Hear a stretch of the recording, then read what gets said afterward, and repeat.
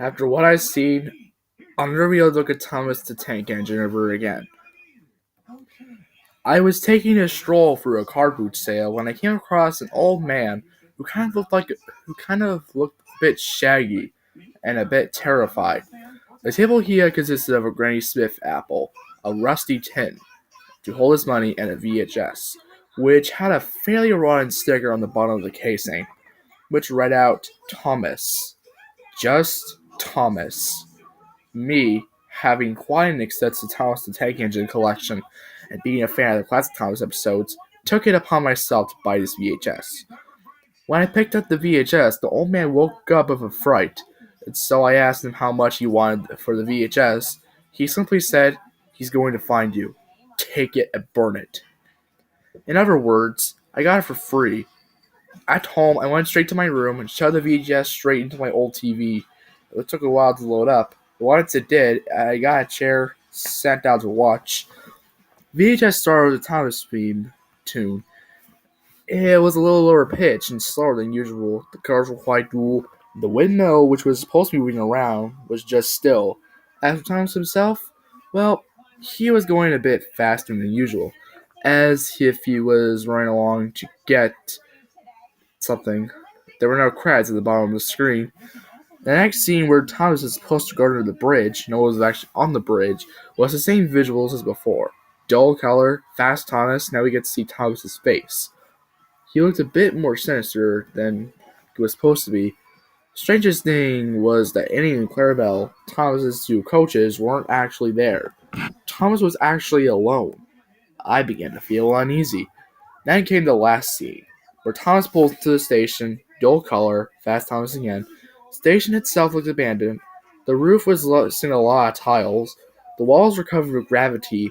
Some of the odd bits and bobs on the platform were either bent or broken. Thomas pulls up, still coachless, and still wearing a sinister smile. Just before the intro ended, an image flashed on the screen for about one frame. From what I could make out, it looked like the Fat Controller. He actually looked human.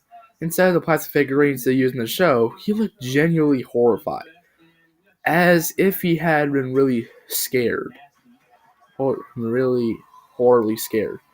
He had scars and bruises all over his face in the shape of a smiley face, like this.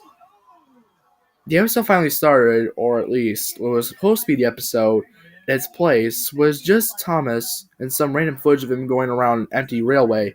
It was literally empty. There was no sign of Gordon, James, even little Percy.